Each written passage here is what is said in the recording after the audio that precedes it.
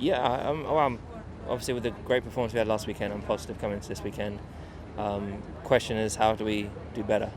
How do we improve? How do we make the car better? How do I be more consistent throughout the weekend? Do want to be on pole position here, as I saw last weekend.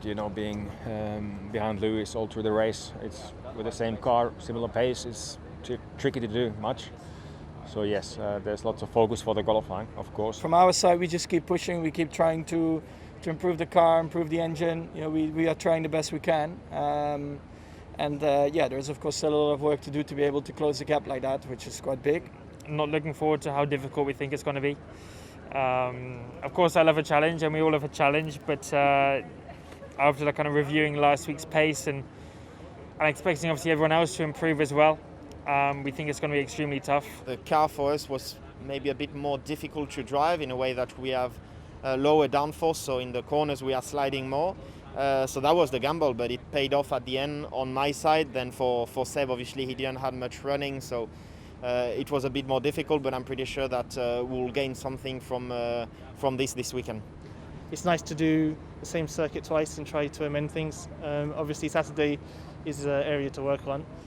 Yeah, it's still a bit of a mystery. I mean, we have our ideas why things might have not worked out for us on Saturday and Sunday. So we're going to take another swing at it this weekend. I don't know, normally I'm a bit rusty, but I just felt on and just ready to go. And so yeah, I'm happy with where I'm at. Happy with how I'm driving. I do want to take my shoe off this year and drink out of it. I think that would be a very nice parting gift for everyone. No, there's still some things to keep working on, but at least the car is progressing. We are heading in the right direction, and we are comfortable with what we are doing to the car. Of course, there is a lot to understand this weekend with the softer tires choices. Strategy is going to play on very early, it's going to be up to us to try and get that quality a bit better and see what we can do from there. We know our baseline from last week. There are certain, let's say maybe more extreme things we will not try on a normal race weekend. But we are confident in our baseline. I think we are a bit more confident in trying these extreme things this weekend. Critical about myself, so if there's anything that I can do better, and I think there's things that I can do better, then I want to do it. It's a good chance that we get another weekend at the same track, so it also helps in this regard, other than changing scenery and then not knowing.